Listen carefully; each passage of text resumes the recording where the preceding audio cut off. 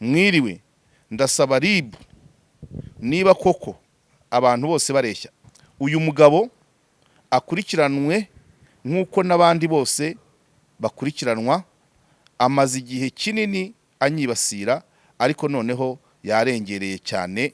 Tariki 14 z'ukwa gatanu 2026 nibasiwe mu ruhame na Ruzirampuwe Joseph alias Magashi. Ikiganiro cyavugaga ko ngo Jean Paul ari gushaka gukora ibyaha ngo asubire muri gereza abonane na Ingabire, ego bongere bagire bate basambane. None kugira ngo urebe umuntu umenye ngo birari gukora n'ibyaha kandi nuri umugenza cyaha, bibaye byose uzabwira umugenza cyaha ngo ni mu kigenze, bibaye byose uzabwira umushinja cyaha ngo byemeze ujye kugishinja, bibaye byose uzabwira umucamanza ngo kimuhamye, bibaye byose uzemeza na gereza afungirwamo, ku buryo umuntu deja aracyari innocent ariko bamaze kwerekana uko azagikora, uko kikagenzwa, kigashinjwa, kikaburanishwa, wemeza na gereza azajyamo ageze gereza. Mana we, please mbwira abadukurikiye bose. Muraho, waba uri umunyeshuri cyangwa uri umubyeyi ufite umwana wifuza kwiga kaminuza, ngufitiye amakuru meza. Hanika Anglican Integrated Polytechnic ni kaminuza nziza iherereye mu ntara y'Amajyepfo mu karere ka Nyanza. Tubafitiye amashami atandukanye nka Information Technology, Automobile Technology na Civil Engineering. Ni koko ngimishijwe ikaramu ntiramburura. Murakaza neza muri Hanika Anglican Integrated Polytechnic. Yes, bakunzi ba KOP turabasuhuje kandi tubaha ikaze mu kiganiro cyacu cy'uyu munsi. Twari tumaze iminsi tutagaragara kuri uyu muyoboro kubera impamvu zigiye zitandukanye zirimo n'akazi, nanone ariko kataba kari kure y'ibyo dukora.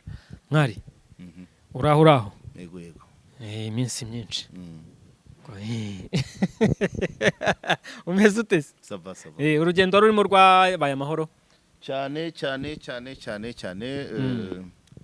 urugendo ruba amahoro bitewe kikujyanye, yego uko wakiriwe n'abo usanze, yego nibyo wasanze. So ni amahoro cyane ko twari kumwe n'abantu beza, urubyiruko twari Musanze, turi kumwe n'abakozi ba Rura, aba Minefra, aba Wasac, yego n'aba Water for People, n'urubyiruko rucuruza amazi mu gihugu. Ni ikipe nini cyane, twari tugeze muri 50. Ubwo uko bivuze, iyo havuzemo Wasac, Water for People, Rura na Minefra, byose ni ibikorwa remezo bijyanye n'amazi. So twize byinshi cyane, uburyo bakora facture y'amazi, biba byagiye ku mazi, bikurikiranye na cya kindi n'undi rugendo twari twaragiyemo Rwamagana, Gatsibo na Nyagatare, Rwamagana, Gatsibo na Musanze tujyanye na Wasac. So n'urukurikirane kugira ngo abantu bamenye inzira amazi abonekamo, uko agomba gutangwa, n'ibiciro byayo nuko agomba kubungwabungwa. Ibyo rero urumva birakurikirana. Nishimira ko ibyo bigo byose uko bitandukanye biba byatekereje ku itangazamakuru, aho kugira ngo auditeur general azaza avuge ngo amazi arameneka, natwe tugende tuvuti Wasac ni indangare, ariko ubu twagiye tumenya n'ibituma amazi agenda ameneka cyangwa agapfa ubusa cyangwa akanahenda. Buriya amazi menshi 37% by'amazi apfa ubusa, ntiyishyurwa, harameneka, harayibwa. Nuvuga ngo iyo barekuye, iyo amazi yatunganyijwe ari metero kibe 1000, sibyo? Kuri metero kibe 1000 izishyurwa ni metero kibe 630. Izindi 370 ntizishyurwa ku mpamvu ebyiri: kumeneka, zaramenetse cyangwa barazibye. Ibi bintu birashimisha, nicyo cyiza cyo kubaho imyaka myinshi. Muri za 2018 na 19 tugeze kujya na Crado, tugeze kujya Musanze toujours muri Farajya hoteli tugiye kwiga revision budgetaire bije ingengo y'imari yego ni nka société civile dukubitwa n'inkuba tubonye wasake yarateganyije igihombo twese twarasetse bibi nkuru ndabyibuka icyo gihe muri bije bari bafitemo n'igihombo kandi nubu ihoramo gihoramo ubu nibwo ntangiye kubyumva ubu noneho ntabwo nakubitwa n'inkuba kumaze kubisobanukirwa ariko icyo gihe nakubiswe n'inkuba abantu bavuga ngo kumbi ikigo gikora bije kigashyiramo n'igihombo kubera iki ku rwego rw'isi wenda nubwo mu Rwanda bishobora kuba ayo mazi aba menshi ariko ku rwego rw'isi nta hantu bitaba ko amazi yapfa ubusa ariko ho hari ibihugu bifite 2%, 10%, twebwe turacyari muri 40 urumva ku buryo nta na gahunda yo kuba bizajya munsi ya 20 urabyumva yego kugabanyaho 5 niyo bavuga ngo 5 buri mwaka ubwo byazagera kuri 25 mu myaka 3 2030 so ubu noneho ntangiye kubisobanukirwa one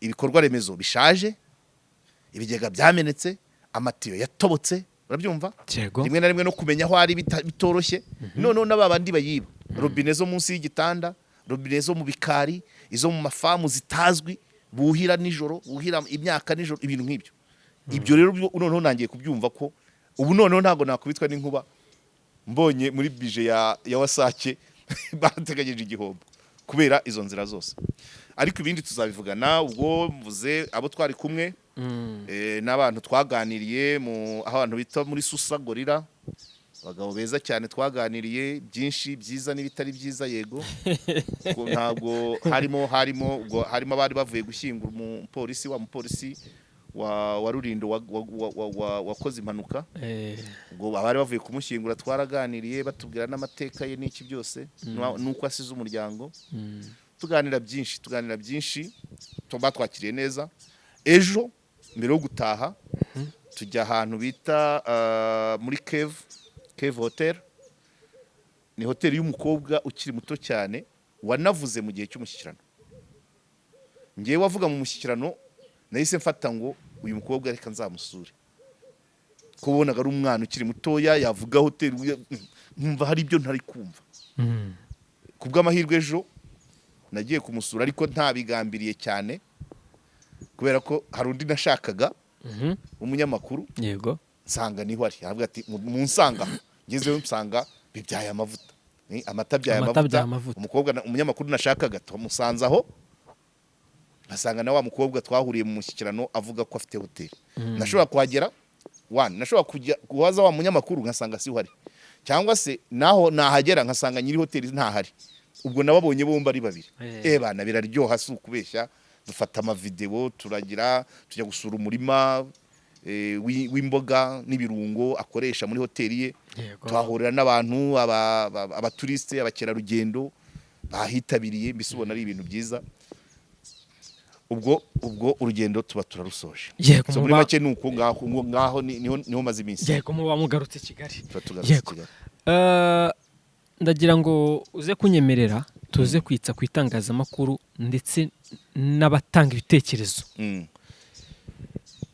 gutanga ibitekerezo bwite abatanga ibitekerezo byabo bwite mu itangazamakuru ndetse n'ababitanga bitanyuze mu itangazamakuru baporotejwa gute babungwabungwa gute n'itangazamakuru ese wowe mu metero zawe ko nawe uri muri abo ngabo batanga ibitekerezo cyane nawe uri mu batanga ibitekerezo ni gute mubungwabungwa ni gute byagakwiye kugenda good urakoze cyane iki kiganiro cyatewe inkunga na OVPR ni Observatory of Vulnerable People Rights mu gifaransa ni Observatoire des droits des personnes vulnérables ni umuryango umaze igihe ukorera mu Rwanda ukora ibikorwa byinshi urimo abanyamategeko bunganira abantu b'abanyantege nkeya personnes vulnérables ariko muri kino gihe bamaze igihe bunganira abanyamakuru ko nabo ni vulnérable buriye umunyamakuru kimugira vulnérable cya mbere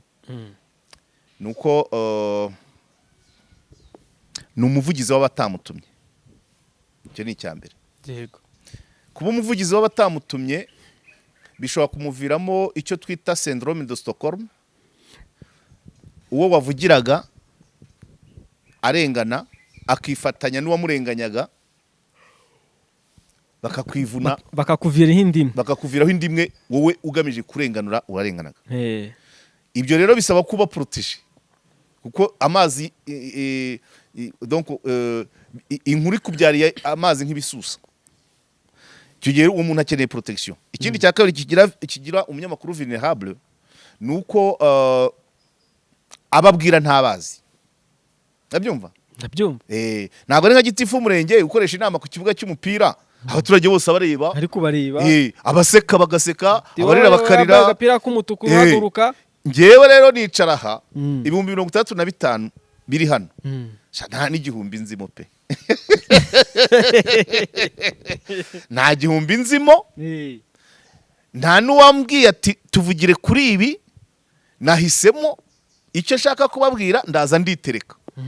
So nuvuga ngo kwa kutabamenya ntazi icyo bashaka muri bya bindi 65 urasanga nka 30 bemeranywa nanjye bati udushimiye haturyaga, ariko hakabona ibindi 20 bizanwa no kureba ngo anyerere gato tumubone. Ubwo rero nabyo bingira vulnerable. Niyo mpamvu OVPR akaba n'ibindi nka 10 na bingahe biza bikareba bikicecekera ntibigire icyo bivuga bikumva ntacyo bibibwiye. Yego OVPR rero muri gahunda yo kuvuganira ba bantu baba vulnerable n'itangazamakuru ririmo. Ndaza kwifashisha uno munsi kesi ya Jean Paul watanze ikirego kubera ikiganiro. Ndaza kwifashisha nanjye ikiganiro mperuka gukora kuri Byansi nacyo nabonye abandi bantu bakozeho ariko muri cadre ya droit d'expression. Ubundi gutanga uburenganzira n'ubwisanzure mu gutanga ibitekerezo tubikomora ku ngingo ya 19 y'itegeko mpuzamahanga rivuga ku burenganzira bwo gutanga ibitekerezo, droit civile et politique. Ingingo ya 19 iyi ngiyi mu itangazamakuru dukunda kuyikoresha, hari na ONG yitwa article 19 iriho kubera icyo kintu. Hanyuma mu mategeko y'u Rwanda tugendera ingingo ya 38 y'itegeko nshinga ry'u Rwanda. Hanyuma hakaba na icyo bita garantie d'expression, d'opinion et d'accès à l'information. Ibi nabyo nibyo ngira ngo mu Rwanda twabaye nk'ababigeraho, twatangiye nzira neza muri 2013 aho twabonye itegeko ryo kubona amakuru. Mundi mbere byari ibintu bivangavanze umuntu ayo ku bushake, noneho hari amategeko asaba ibigo gutanga amakuru. Hanyuma rero mu buryo bwo kwishyira mu bikorwa OVPR ikagira icyo bita protection des journalistes et les acteurs médiatiques. Ahangaha les journalistes ni babandi tuvuga ngo babanyamwuga babyize cyangwa babikora biciye mu kugira ikarita ya RMC, urabyumva? Hanyuma les acteurs médiatiques ni abandi bari mu itangazamakuru bataryize cyangwa se badafite n'iyo karita ya RMC. Abo bose rero OVPR irabareba, ibitaho. Nk'uko tubikesha umukozi wa OVPR muri audio yaduhaye yishyireho, aragira ati la liberté d'expression et de liberté publique c'est un droit protégé par la norme internationale article 19 du pacte international relatif aux droits civils et politiques, PIDCP. PIDCP niyo bita pacte. Pacte ni nk'ikira, pacte ni n'ubwumvikane, nk'ubwumvikane, igihango ni nk'igihango. Pacte international relatif aux droits civils et politiques, PIDCP niyo ifite article 18 na 19, hanyuma tukagira na article 38 ya constitution de la constitution de la République du Rwanda. Iyi article 19 ya PIDCP ivuga kuri Déclaration universelle des droits de l'homme. Noneho rero hano bihagaze bite? yego Kesi ya Jean Paul y'abantu benshi barayizi. Reka mpere ku kiganiro nakoze kuri Byansi Beka, kuko mushiki we yongeye akora ikindi. Ibyo nibazaga yabashije kubisubiza. Icya kabiri nuko abanyamakuru babiri babikozeho, bombi tuziranye mu buryo bumwe cyangwa ubundi, kubera ko nabo babikoze mu buryo bubiri butandukanye. Uriya w'igicaniro Egide wakiriye uriya mudamu Esteri ku bwa mbere, inshuro ya mbere, neje akamwa n'iya kabiri, aho tumariye gutanga komanteri ari ngewe ari n'abandi. Personnellement Egide yigeze kuza mu Rwanda, arampamagara ambwira ko ashaka ko tubonana. Sinabasha kubona umwanya ko nafite gahunda nyinshi mu ntara, nawe adafite umwanya uhagije. Ntago nigeze mukwepa, utahabwo tuzabonana byanze bikunze. Noneho mu mikorere uko Egide yakoze ikiganiro cya kabiri, uriya mudamu yamuhamagaye amubwira ko hari komanteri nyinshi zaje, muri zo harimo n'izanjye, ariko yirinda kumvuga. Nabikunze cyane. Amubaza cya kindi, amubaza ibijyanye no kuba yariganye na Byansi muri même classe Sam. Noneho arabivuga ku kintu yakibajije, arabisobanura. yego Noneho cya kindi cyo kuba Byansi yarafunzwe 3, umukobwa yarafunzwe 4, umukobwa yarangiza 3 ya section agahita kubitana Byansi amwereka ibipapuro, yaje gushyiramo akandi kantu noneho kuko imyaka itahuraga, avuga ko yigeze guhagarika amashuri kubera kubyara. Aratinda. Nibura cyo kirasobanura. siko nabivugaga nkumva afashe imitsina. Ntabwo ari ikibazo cy'imitsina, abantu barye banabyumva. Kuvuga ko mbona ibintu nta birenze, buri wese agira uko abona ibye, si ngombwa ko tubibona kimwe. yego Cya kabiri nuko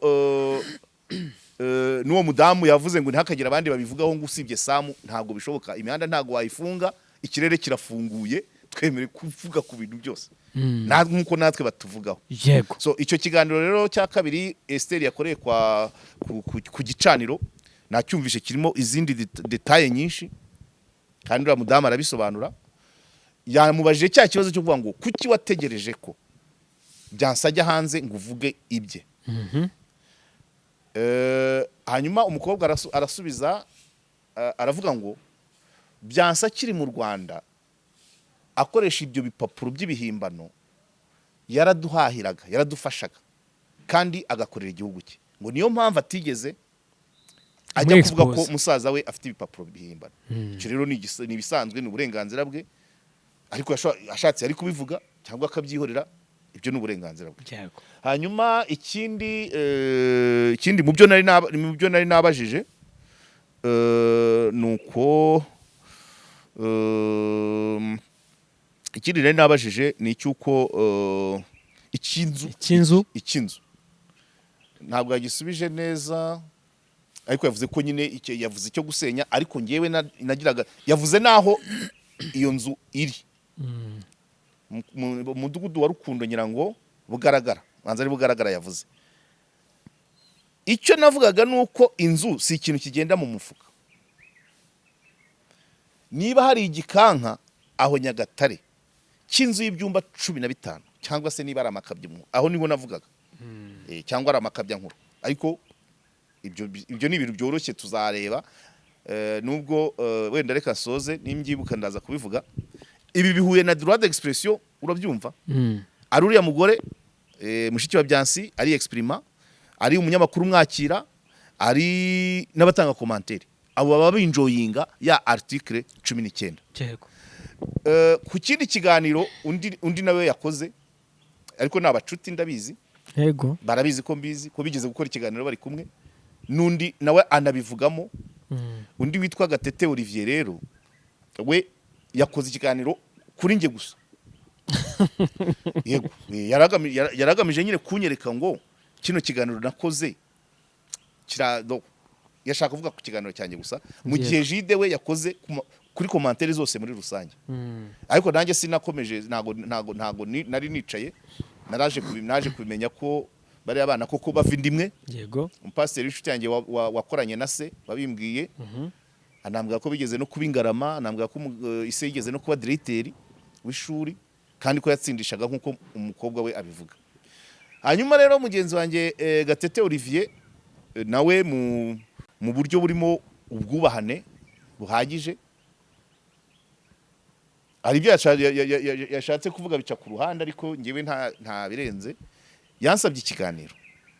Urumva bigeze gukora ku kiganiro nari nakoze Ejide na Gatete bakoze ikiganiro gihe bafata abakobwa ngo babyinaga bambaye ubusa. Urabyumva? Noneho nkora ikiganiro navuze ngo nta kandi kazi bafite, nabo bakora ikindi rero bancalenjinga bigeraho uyu Gatete anyimvita ngo tuzakorane ikiganiro. Ngo urabyemera ngo muca n'amafaranga kandi ari njye mbyivugira, reka mbyivugira ibiriho. Abinsabye mbaza umwanya wanjye muca amafaranga ngira ngo nari namuciye $100. Twemeranya ko azayanyishyura, dupanga ko tuzakora ikiganiro, ariko biza hagati muri icyo gihe nari nakoze icyo kiganiro haza ikindi kiganiro nari nakoze ngira ngo kuri Karasira, nari nakoze kwa Jarasi n'iwanjye, kimwe kuri Karasira ikindi kuri Sadate ngira ngo. Byombi bihurira mu kirere bisa nabi. Bikubitana nuko Gatete ari kunsaba ikiganiro.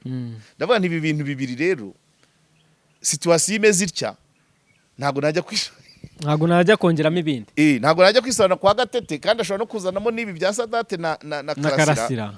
Ndavuga ni oya. Gate humura rwose icyo utanzakigwa. Aba bagabo bombi ntacyo dupfa habe namba. Ariko Gatete ikintu yarebye cya mbere ngo nuko navuze ko nzabaza Gatanazi. Rero reka nyumvira umuntu yireferaho. Yego. Please mbwira abadukurikiye bose, Gatanazi yabaye umunyamakuru w'umwaka muri kino gihugu. Usobagira ngo mvuge wa mugabo w'amano y'impingikirane utagaragaza naho yize primaire. Kuba undi mugabo ejo narimo numva ndi Musanze yakoresheje terime yo kuvuga ngo yavuze ngo nimukanyita intera hamwe sinazibayemo zabayeho ntadavuka, nimukanyita ikigarasha sinigeze ibigarasha ni byashwanye na leta byarakoranye nayo sinigeze nkora nayo. Atariko niba nararumbiye i Rwanda, niyo terime yakoresheje umutima. Niba nararumbiye u Rwanda, murebe irindi zina mwinyita yabaze kubakwa. Ako kandi nagakunze cyane. So please, niba Gatanazi uko yaba akora umwuga, uko ibyo yaba atangaza, ngiye kuvuga ko nzamwireferaho ni ibintu bibiri. Nuko nzi ko yabasha kubonana na Byansi, ariko nuko mwemera nk'umunyamakuru n'igihugu kigeze kurukonesa RGB nk'umunyamakuru w'umwaka. Nge sindabiba. Ibyo rero ntago ibyo yaba akora ntago binkuraho kumufata nka reference mu itangazamakuru. Bangaye babaye abanyamakuru b'umwaka muri kino gihugu. So ntago kumwireferaho ari ukwirefera ku murongo we, ni ukwirefera kuri approche professionnelle technique za journalisme. Ndumva ari ibyo nibyo nashatse abantu baseka. Doba rero ibyo byari ya droit d'expression. Twese turinjo ari ngewe ari Gatete Olivier ari Esther ari turinjoyinga droit d'expression. Nemere rero kuvuga umunyamakuru ufata nka reference wanjye. Ntago mwireferaho nka content atangaza. Mwireferaho nk'uwantanze mu itangazamakuru, nk'uwakoreye ibigo bikomeye kurusha ibyo nakoreye, nk'uwahembwe mbere yanjye. Yabaye umunyamakuru w'umwaka ngewe igihembo gikomeye nabonye ni icy'umunyamakuru wa investigation 2016. N'icya 2019 cy'urwego rw'umuvunyi rwampaye. 2016 yari RGB, 2019 urwego rw'umuvunyi. Ibyo rero iyo tubivuga ntago ari kimwe no kuvuga guvuye hehe uvumbutse. So nibyo ngibyo. donc Gatanazi mwemera nk'umunyamakuru wambanjirije kandi warikoze neza w'umuhanga kundusha. Icyo akoresha ubwo buhanga, ibyo nibyo bihinduka umunsi ku wundi. N'undi yese wajya kuva baye undi, ntago bindeba ibyo. ntibikureba reka uranyumva kumva kandi nemerewe kubivuga, nemeye kwiexprima ko nemera Gatanazi nk'umunyamakuru senior wahembwe, warikoraga neza mu ndimi nyinshi, wakoreye ibigo byinshi. So ibisigaye kubijyanye na content aho ngaho ntumpeho. God. Ubwo nibyo ngira ngo Gatete nibyo yavuze. Icyari gikomeye cyane no kuvuga kuko yagakasema akantu mvuga ngo nzabaza Gatanazi, nzamuba nejo twarimo tuvuga. Niba ari icyaha bambwira. None nuko kumwirefera si ukwirefera ku byo asanzwe atangaza. Nuko muzi ko ayobora ikiganiro neza, utamuhangika. Urumva? Utamuhangika. Nuvuga ngo yicaje byansi kuri kamera zariyo talk channel. Gatanazi afite ubushobozi bwo kuba yanamucalenjinga ku buryo amenya ko koko iyo kaminuza avuga yayigezemo. Ibyo Gatanazi arabishoboye. Wenda icyo bavugaga wenda icyo bavuga ko Gatanazi abogama nuko wenda ni nko bashakaga kuvuga ati akoranye ikiganiro byansi baganisha muri wa mujyo, ariko ngewe navugaga ngo nashake byansi amubaze kubijyanye n'ibyo mushiki we yatangaje by'impapuro mpimbano. Akandi nibagiwe bose se ko bari mu mujyo mwurumva byakunda. No, ikibazo ntabwo ari ikibazo cy'umujyo, ni ikibazo cyo kumenya impapuro mpimbano na diplome. Kwazo umuntu ngo wizeye se bigomba umujyo. Ibyo rero ntabwo yabimubaza. Kubera siki bitwaye ikizi. None umugore wawe naba yarasibiye kuko ari umugore wawe risheri wawe akubyarira abana. Note umugore wanjye, umugore wundi. Oya birashoboka ariko. Oya ndavuga amateka y'ukuri. Umugore umuntu w'inshuti yawe da. Uzi ko mu kwiga yigeze gusibira. Akimuka ku kigo. Uzirinda kubimaze ngo kuba kwamaze kuba sheri wawe. Si ukuri se. Erega on ne juge pas l'histoire, on la constate. Ntabwo ikiganiro nshaka cya Gatanazi na byansi ari ikimijyo, ni cya diplome. Right? Yego. Noneho kandi ahubwo tubye nibagirwa ko nari nibutse uwo mudamu yavuze. Utumye nibagirwa ndaza kubyibuka. Ndaza kubyibuka ariko ku kiganiro cyo kwa Ejidara kandi uwo mudamu voilà. Uwo mudamu ku kiganiro cya kabiri yavuze ngo twaravuze ngo ko ntabwo yigeze avuga amazina na Ejide ntigeze yamubwira. Ariko ngewe nari navuze ngo kuvuga ko byansi nta diploma agira yagarukiye mu wa gatatu ni ugutesha agaciro ibigo byamuhaye akazi, ni ugutesha agaciro ikigo cyamuhaga ikarita y'itangazamakuru, ni ugutesha agaciro uwaba yaramuhembye ibihembo kandi biri pirate. So nibyo ibyo nibyo ubu ni kuvuga ngo abakoresheje byansi bose bikoreye akeso k'ipfuno. Niba koko ibyo uriya mukobwa byo mushiki we avuga ari byo, ni gute twisanze umuntu ashobora kuzenguruka ibigo birenze 3 by'itangazamakuru akagera no muri kaminuza bigaragara ko yarangije tronkobe.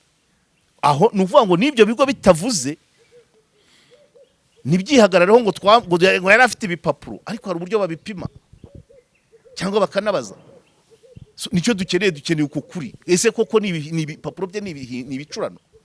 Na nubu sindanyurwa. Nta muntu warangije tronkobe kwigisha kaminuza ngo bishoboke. Yego.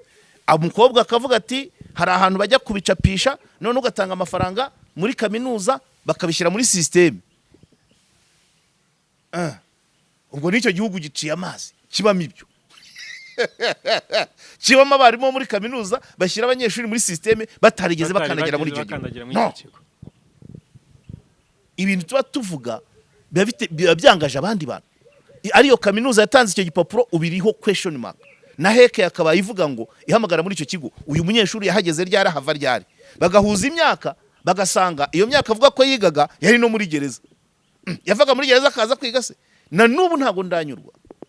na n'ubu ntabwo ndanyurwa please tronkome ukigisha kaminuza na n'ubu ntabwo ndanyurwa.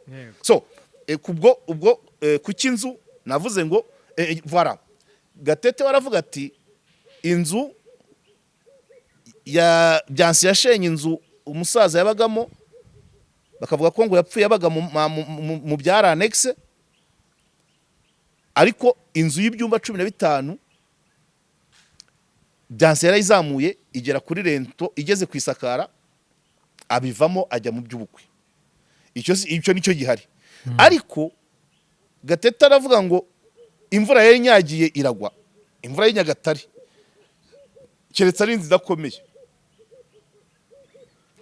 Imvura y'Inyagatare uko ingana ntabwo yasenye inzu mu myaka 5, ari inzu wenda y'amatafari, ari rukarakara muri 5 yabihirimye, ariko ari andi matafari idasakaye se.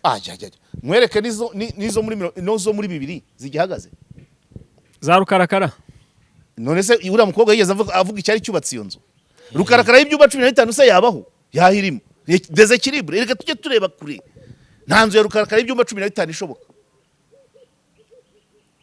Rukarakara bisaba ibyumba nibura bitarenze 5 kugira ngo igire équilibre. 15 ngo ni inzu 3.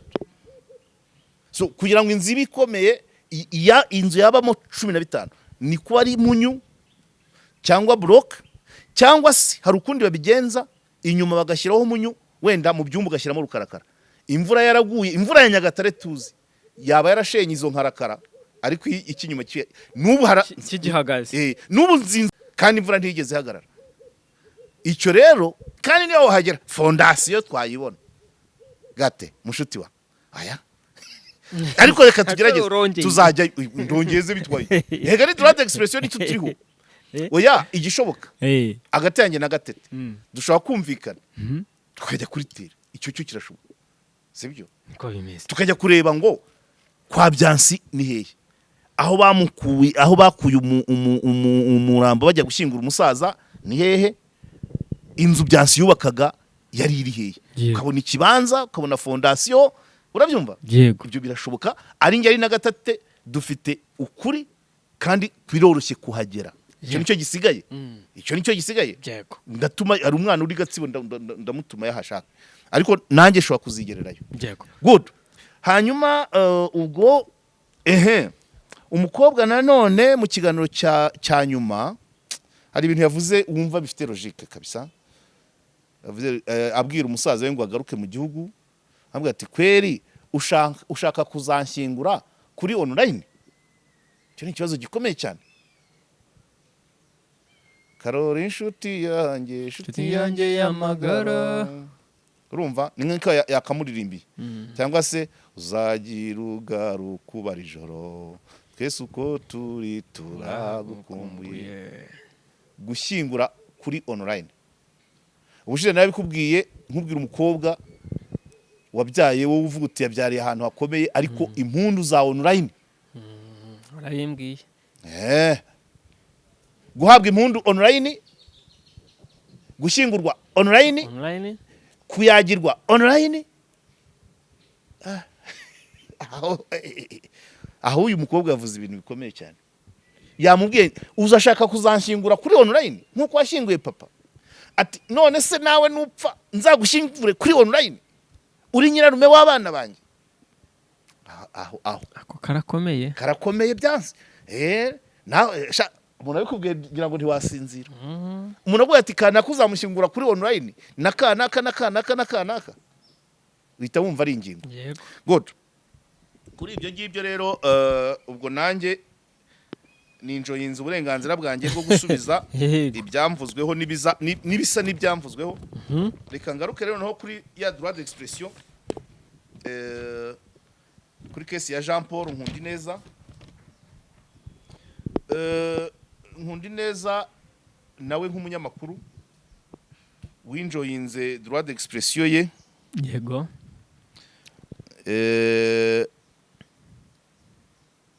Ku byari byamuvuzweho, reka nze ndebe uko ibijyanye n'ikirego cye yari yabikoze, ariko hagati aho biravuga ko ikiganiro cyavugaga ku byo yaregeye cyavuyeho, nabyo ni iyindi nzira yo gukemura amakimbirane, ariko ntabwo rikemutse burundu, bagomba no gusabana imbabazi.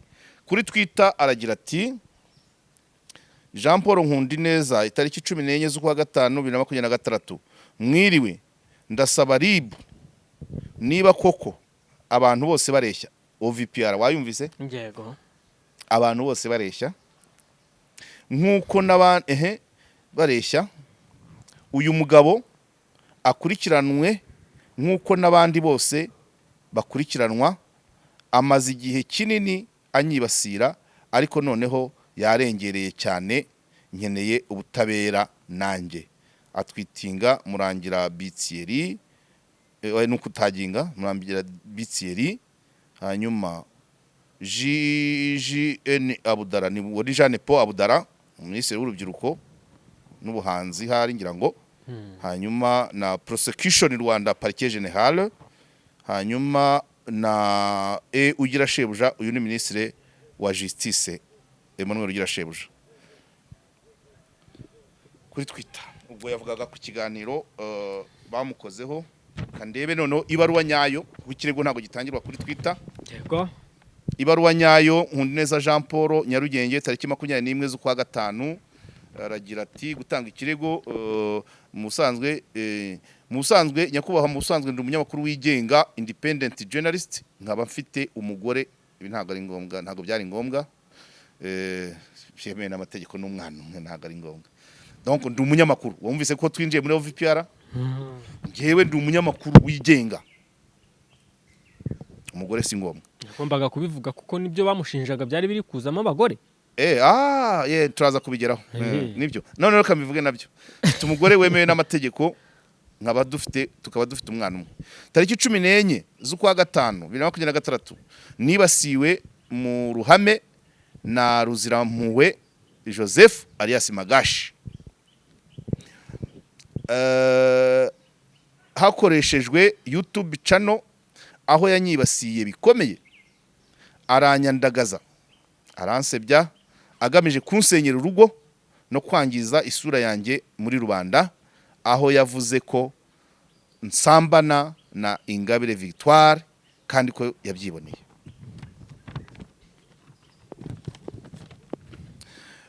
Ariko icyankomerekeje kurutaho ni ukuntu yavuze ko ndi umuvugizi wa FDLR, nkaba interahamwe, nkaba umuvugizi w'interahamwe, ndetse akavuga ko ndi umuvugizi w'ibigarasha. Reka rero kuvuga ko mvugira FDLR, uyu ukaba ari umutwe washyizwe ku rutonde na UN nk'umutwe w'iterabwoba, kandi abawugize akaba ari bo bahekuye u Rwanda muri jenoside yakorewe abatutsi muri 1994, ndetse bakaba banagifite umugambi wo gukomeza guhungabanya umutekano n'ituze by'abanyarwanda, akanyita umuvugizi w'ibigarasha. Nabo bakaba abantu basebya kandi barwanya nyakubahwa Perezida wa Repubulika y'u Rwanda nabo bafatanyije bose, ukongeraho kunyita interahamwe n'umuvugizi wazo n'amateka mabi zagize mu gukora jenoside yakorewe abatutsi 1994. Ibi byose yabikoze bigamijwe kunyangisha abanyarwanda, kunsebya no kunsenyera urugo. Rero ku mpamvu kumpuza n'amatsinda agamije kubagirira nabi, amaye igice, ariko nyuma aza kubivugamo. Ikiganiro uko cyari kimeze, ubwo ikindi gice ntacyo mbonye. Uko cyari kimeze mu Jean Paul hasi yasozaga avuga ko ikiganiro cyavugaga ko ngo Jean Paul ari gushaka gukora ibyaha ngo asubire muri gereza abonane na Ingabire, ego bongere bagire bate, basambane. Nuvuga ngo mu byonyi bya droit d'expression nuko kwibasirwa, guterwa ubwoba, gusebywa, nabyo birimo. Niyo mpamvu ubu ngubu nyine OVPR ihita ibona akazi kuri dosiye ya Jean Paul kuko arazira droit d'expression. Noneho tujye muri fond y'ikirego cya Jean Paul.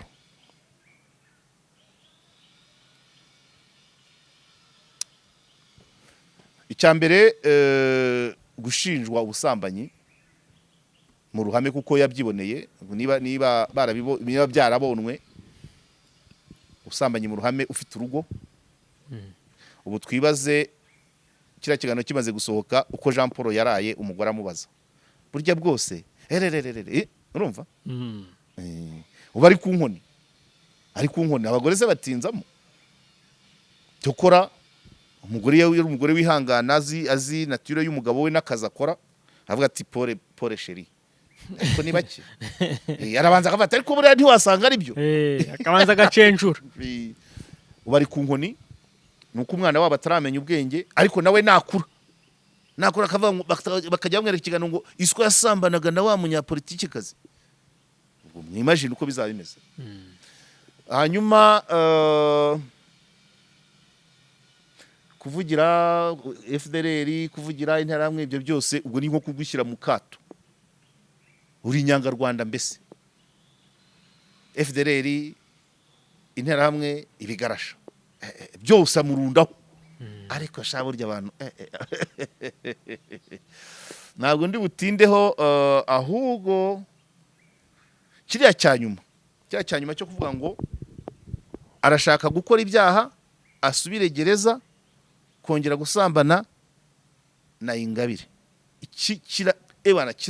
Kirakomeye kuko mu buzima busanzwe niyo yaba ari umugore wawe wakundaga bamufunze ntago washaka gukora ibyaha ngo umusangeyo batakujyanye aho ari. Kuko ibyaha byo byose gukora icyaha ni kimwe ariko aho ufungirwa biratandukanye cyane. bashobora no kumujyana nka Nyakiriba cyangwa Mpanga. So kuvuga ngo umuntu ngo arototera icyambere cyo nta muntu ushobora gukora icyaha bishaka ashaka gufungwa. Icya kabiri akareka nkavuge gutya ntago gasanzwe nyine, ntago ariko abantu bose akavuga, ntago abakora ibyaha bose ariko bafungwa. Hari ibikorwa inzego zikirengagiza ku bushake cyangwa se zigira ngo zikakugira inama. Hari ibikorwa ubugenzacyaha bugakora bwagera muri parike ikabitera ishoti. Hari ibikorwa ubushinjacyaha bukabigeza ku mucamanza akakugira umwere. Hari n'ibikorwa umucamanza akaguha igisubitse cyangwa akaguha insimburagifungo cyangwa akagufungira ahandi.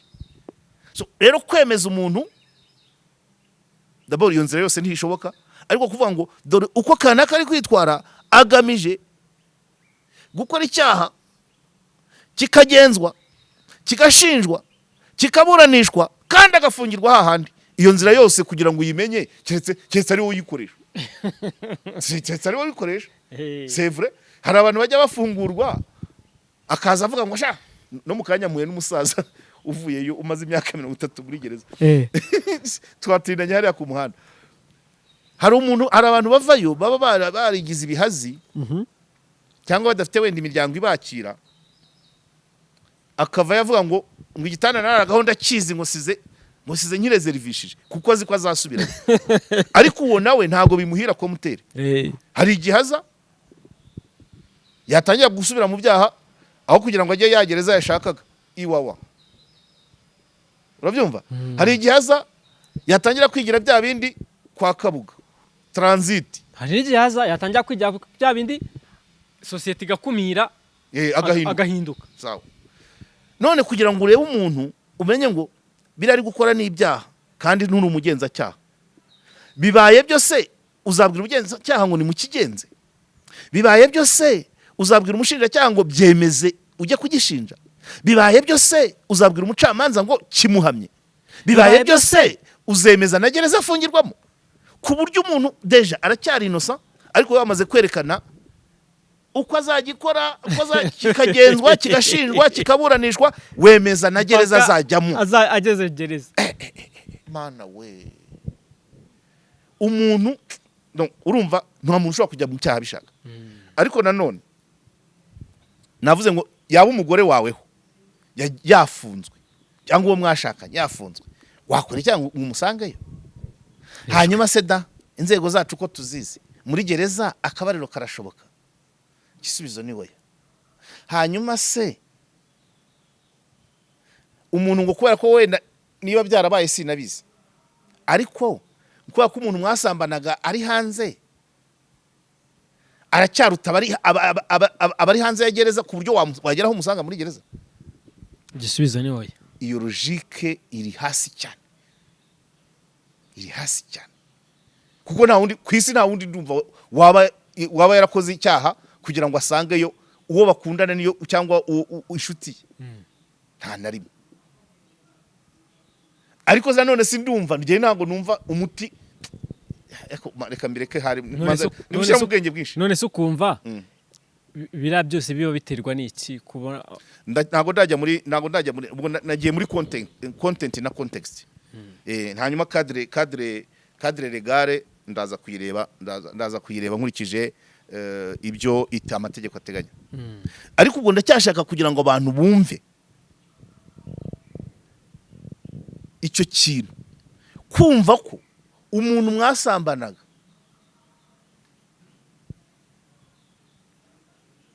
naho ageze muri gereza wamurutisha umugore washatse n'abandi bose badafunzwe mpaka wowe usange urumva icyo kintu ntigishoboka icyo ngicyo cyo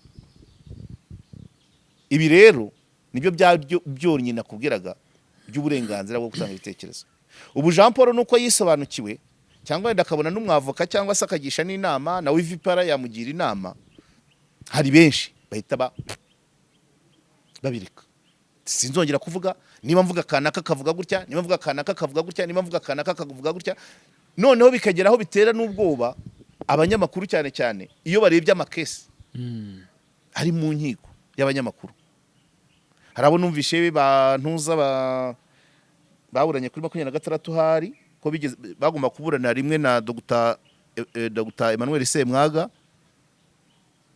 kuri 19 ngira ngo babimurira kuri 26 nabo bunganirwa na OVPR abavoka ba OVPR kwa abahungu bakoraga gukitwa imbarutso ya demokrasi nayo ifitanye isano n'uyu uri kuvugwa mu mwandiko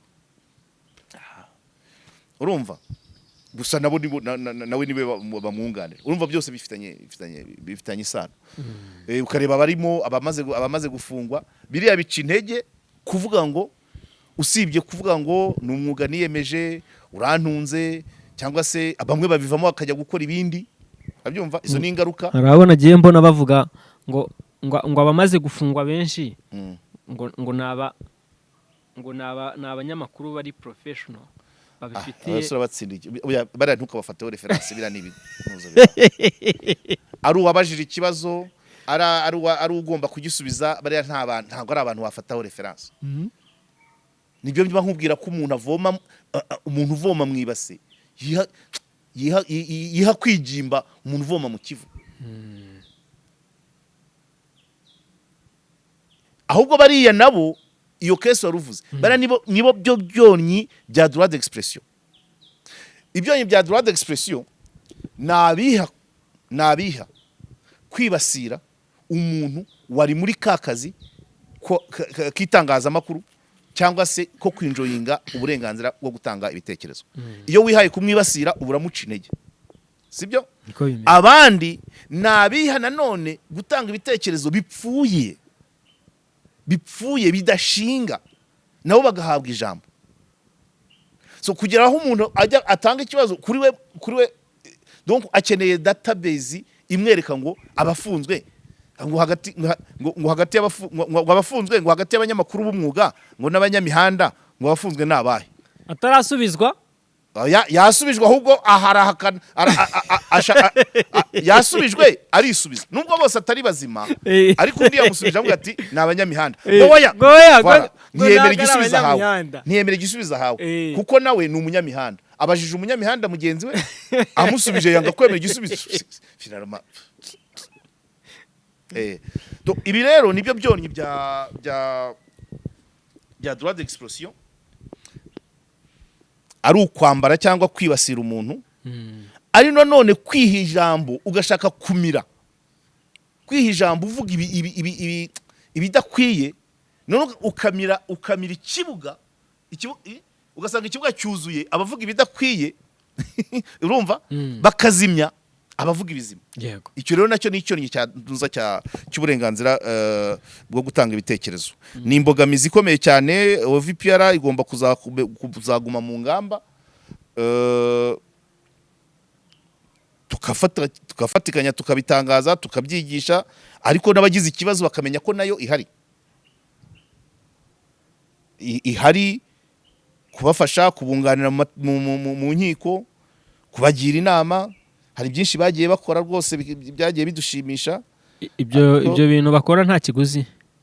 Oya, OVPR nta kiguzi. Harya ntabwo rero nakavuze se yishwe. Ariko ntabwo ikiganiro ari ukwamamaza OVPR, ntabwo ari ukuyamamaza, ahubwo ni ukwerekana ntabwo nanjye mbivuze mu gushaka kuyamamaza, ahubwo nyivuze kugira ngo hari nk'abantu bashobora kumva iki kiganiro bagomba kubagana. Ifite abanyamategeko benshi kandi n'abandi yabashaka tunku kunganira abantu nta kiguzi, ariko si bose, ni aba persone vulnerable. Ubu ngubu hakaba ariho umushinga umaze igihe ujyanye na droit d'expression no guproteja abanyamakuru. Rero guproteja abanyamakuru ni muri ibi byose, n'ibi biganiro batubwiye ngo dukore. Niba ari ikintu kibangamiye itangazamakuru, kandi itangazamakuru rikora mu nyungu za rubanda, ubwo ni rubanda ibangamiwe. Mu bintu bibangamiye itangazamakuru ni ukwibasira abanyamakuru no guhabwa ijambo kw'abatari bo, kandi bavuga ibidafitiye akamaro rubanda. Icyo nicyo kintu gikomeye cyane, kandi bigaragara nuko abanyamihanda bamaze kurimira cyane cyane ko umunyamihanda ntagira isaha y'amakuru, ntagira isaha y'ikiganiro, aho aboneye ntagira editor. Abanyamihanda usanga nyiri ikigo owner niwe chief editor, niwe editor, niwe reporter, apen agira cameraman editor. Uwo ni abantu babiri. Nuko imihanda ibaho. Mu gihe babandi ba professioneri ngaho kwaka ibyangombwa muri rura, ngaho gukodesha inzu, ngaho kwerekana amadiplome yabo uzakoresha, ngaho undi arabyuka bugacya televiziyo yayishinze kubera ko arahari na kamera na machine yo kwediting finish. Ibyo nabyo rero nzabivugana nabo muri OVPR mu bindi biganiro tuzakora, batubwire n'ingamba zafasha cyane cyane zirimo kambivuge ko abantu bashobora kwitega ko bashobora kumva, bashobora gutekereza ko ibyo ntari ngiye kuvuga. Muri izo ngamba harimo izo kuvuga ngo aba bantu baza badusanga, aba twita abanyamihanda, ni gute nabo babyazwa umusaruro bagakora professionally, bagakorana ubunyamwuga, bagakorana ubushishozi, bagakorana ubunyamwuga no kuvuga ngo kwirinda kwibasirana cyangwa kubanza ukajudginga ikintu, cyangwa se ukagira n'umuntu ucisha ukamubwira uti kino kiganiro nkikore gute muhe mujyo. Ntabwo dushaka ko bagenda nkuko wazanye internet n'uwazanye iyo mihanda, sicyo yashakaga. Yashakaga ngo ese politique ya nutrition mu gihugu izagira ku bantu, bigaca ku bantu bose bakabivuga. Nguku ese facture tarification y'amazi ikorwa ite, bikaca nk'ahangaha. Babyumva nicyo yaragamije ikintu cyose. Ese kwebora yateye ingamba zire tukazivuga, ejo hakaza n'ikindi cyorezo. Ese ifumbire bimeze bite, ese inka zibyara umukamo urabizi sibyo? Ese jerisi ziboneka zite, abantu bahora bampamagara. Ese ibyo byose nibyo, izo zose ni inzira, ni channels zo gucishamo amakuru afitiye rubanda akamaro. Icyakorwa ni ukumenya ngo etape ya mbere bari abanyamihanda ni gute twababyaza umusaruro bagakora bizima. Hanyuma se ni iki cyakorwa bazatsimbara, abafite ubushobozi bukeya tukabubaha, abafite ubumenyi bukeya tukabongerera, abafite ubushake tukabankuraja, noneho tugasigarana ngo ni bande binangiye, udashaka kongera ubumenyi, udashaka guhinduka, udashaka kongererwa ubushobozi, tukareba ingamba. yego Ubwo mu ngamba haba harimo no kubwira murangira nyine. Noneho murangira tukamutungira agatoki tudure hariya, ariko nibura abandi bazima murangira nawe akajya bahamagara ati tubigenze gute. yego Uri umuntu do reference akavuga ati kuri iki kiganiro cya kanaka ni hehe ari gukosora, tubigenze dute, tumubwira gikureho, tumubwira akatemaka, tubugire urumva kandi byose birashoboka. Ariko icyo ni kubamaze kwinangira. Hari abazima, ikibazo nuko abatari beza iyo babaye benshi bazimangatanya n'abandi bazima, ugasanga ikibuga kivanze, kandi babandi ibyabo birihuta. Ujya gufungura televiziyo ngo ikiganiro imbamo ngo saa 12, ikiganiro amakuru ya televiziyo isaha iyi ibiri kuvugwamo abandi bamaze kare. Ni ibintu rero imagirirane bigomba kugenda abantu gahuza. Numva ari ibyo ngibyo, ibindi tuzavuga mu kiganiro cy'ubutaha. Ariko reka dutumikira badutumye. Yego Premium Construction Group, Hanika wayibanje, Hanikayira ibanza imbere. Premium Construction Group ni abaenjeneri beza cyane b'abahanga bakora ibintu byabo kinyamwuga, batanahenze cyane kabisa, kuko ibyo bakora barabizi, banabyize hanze. Inyubako nyinshi n'indi inyuma yanjye harimo ukuboko kwayo. So bakorera hano i Remera mu marembo ya REB. Iyo ufite ikibanza cyawe, ufite n'amafaranga yawe, urabegera bakagufasha. Ikibanza bakagipima bakareba ibiro cyakwakira, tone cyakwakira, hanyuma ukabaha amafaranga make make uko buri cyiciro cy'inyubako aho inyubako yawe igeze, ugenda ubahoho make make kugeza inzu yawe yuzuye kandi ikuzura isa neza ikomeye. Amashansiye yawo rwose ngiye narayasuye, narabyiboneye. Bakorera i Remera mu marembo ya REB, bafite n'ishami i Rusizi rishobora gusavinga Nyamasheke ndetse na Karongi. So mubahamagare kuri 0784 42 cyangwa 078555 986. Yego turi muri weekend, mu kanya n'uguhurira kwa Musonera Sostene tukajya mu Gisope. Cyane rwose tuhahurire mwari. Yego nongewe ntago biragoye ko mu kanya ndajya gushyingura.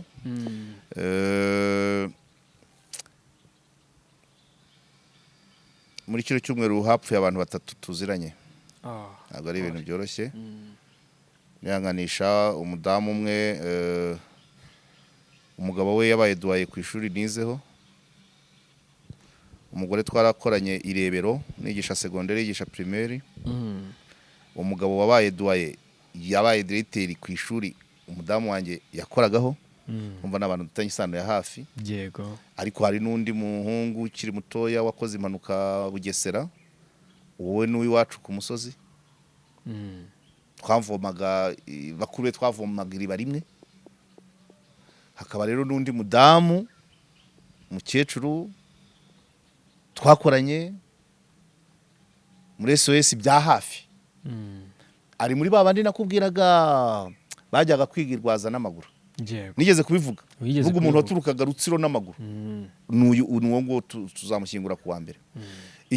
Gukorana muri SOS nubwo twakoranaga n'abantu benshi, ariko we inzu yabagamo niyo nabanzagaho njya ku kazi. Donc icumbi ryanjye ryari muri metero nka 15 zaho uwo mukecuru yakoraga ku kibuya cya basket. Abantu muri SOS barabizi. Mu nzu ya 13 ngiye nabaga muri foyer de jeunes. Do bivuze ngo buri gitondo igihe nabaye muri SOS, uwo mukecuru ni twahuzaga amaso bwa mbere. Buri gihe uko najyaga ku kazi nasangaga yicaye ku muryango, tukaganira, akambwira nayo mateka. Urumva kuba narageze naho kumenya aho yize n'uburyo yigaga. Nuko mu gitondo namucagaho, saa sita ngiye muri pause nkamucaho, nasubira ku kazi nkamucaho.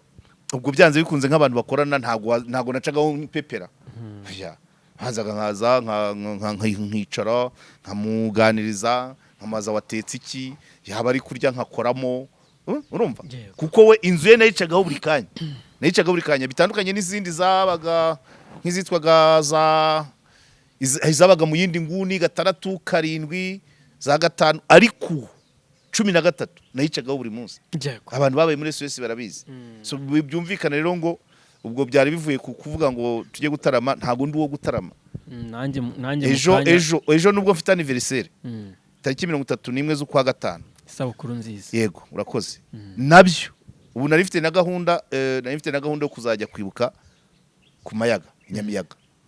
Ariko kubera iyo gahunda yo gushyingura babiri umwe arashyingurwa uno munsi undi azashyingurwa ejo undi kuwa mbere. Ntago waba uri muri iyo mood uje muri ibyo ubwo no kujya kwibuka ku mayaga ubwo nyine byavuyemo.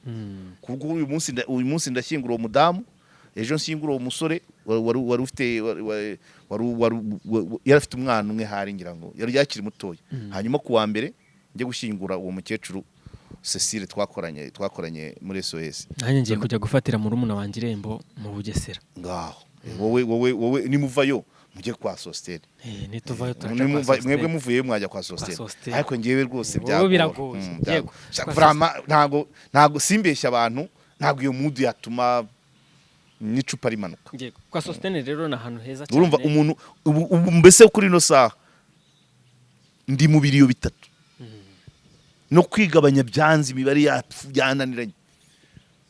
Nejo ku ishuri ry'umwana wanjye bagomba gusura.